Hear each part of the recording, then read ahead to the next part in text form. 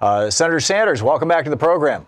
Hey, Tom, how are you? I'm great. I'm so glad to hear from you. I understand you're doing great stuff with regard to Yemen, or trying to here. In a little while, we should be able to get to the floor and offer what's called a motion to proceed and have a debate on getting the United States of America out of the Saudi-led disastrous war in Yemen. And I am cautiously optimistic that we have the votes to win this.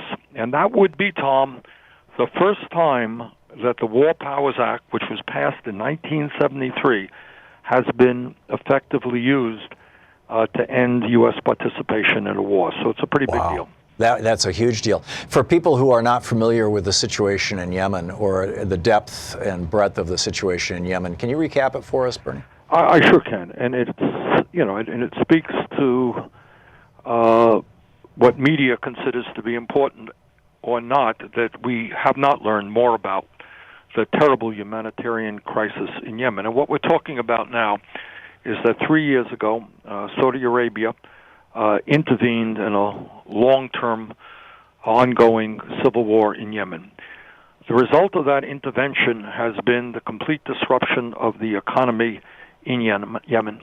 Over the last 3 years, 85,000 children have starved to death, and millions more face imminent starvation.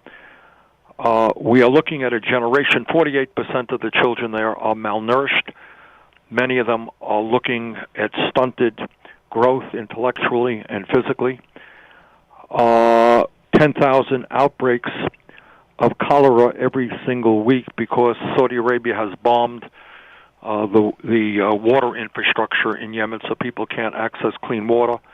Half of the hospitals no longer function. So, according to a number of leading experts, we are looking right now at the worst humanitarian disaster on earth today. And it will only get worse if we do not end that war and provide the humanitarian help that that country needs. So that is the major focus on what we are trying to do right now, get the United States out of this Saudi Arabia-led war. Second of all, I think it is time that we made very clear to the despotic regime in Saudi Arabia led by Mohammed bin Salman that we are not going to follow their adventuristic military policy. Saudi Arabia, as I hope many listeners know, is an authoritarian government. It does not tolerate dissent of any kind. We saw the incredible level of its brutality in the murder of Jamal Khashoggi, the dissident Saudi journalist who was murdered in cold blood in the Saudi consulate in Turkey, and then had his body dismembered. And I think the time is long overdue for the United States to say, sorry, this is not the kind of country whose leadership we are going to follow in a terrible, terrible war.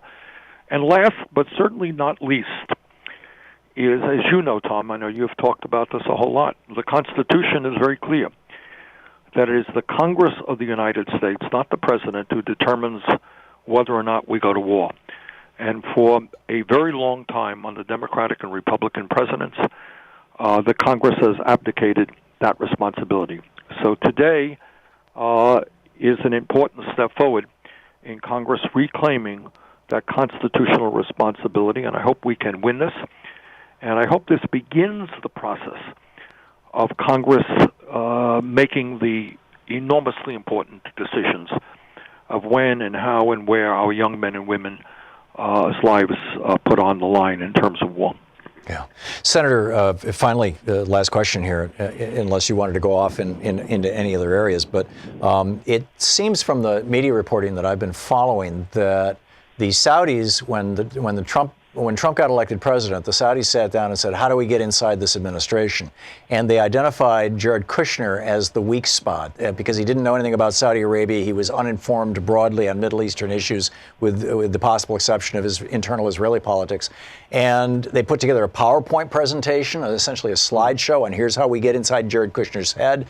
The Crown Prince reached out to him. They started massaging him, essentially, and that led to Donald Trump making his first overseas visit to Saudi Arabia, and that led to this administration doubling down on their support of Mohammed bin Salman in the war with Yemen. Can you speak to that? Is that an accurate depiction of what's going on? And if so, what do we do about it? I think that is an accurate statement. I think I would simply add to that a couple of other factors. Number one, we have a president who has a fondness for authoritarian regimes, whether in Saudi Arabia, whether in Russia, or even in North Korea. Number two, Saudi Arabia is, by definition, big time into fossil fuel.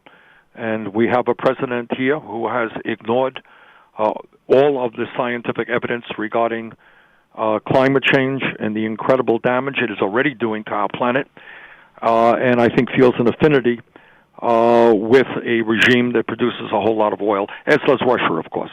So I would throw those factors in as well. Yeah, and let's not forget the Kushner family going around the Middle East with hat in hand looking for money for their building on Fifth Avenue. Exactly. You could throw that one in too. But anyhow, we'll keep you abreast of what's happening. But today I hope we can certainly get a motion to proceed and hopefully win this vote, which will be a very big deal. And people can call their senators at 202-225-3121 to be in support of your efforts. And that would be great. Yeah. That would be much appreciated. Okay, 202-225-3121. Senator Sanders, thanks so much for dropping by today.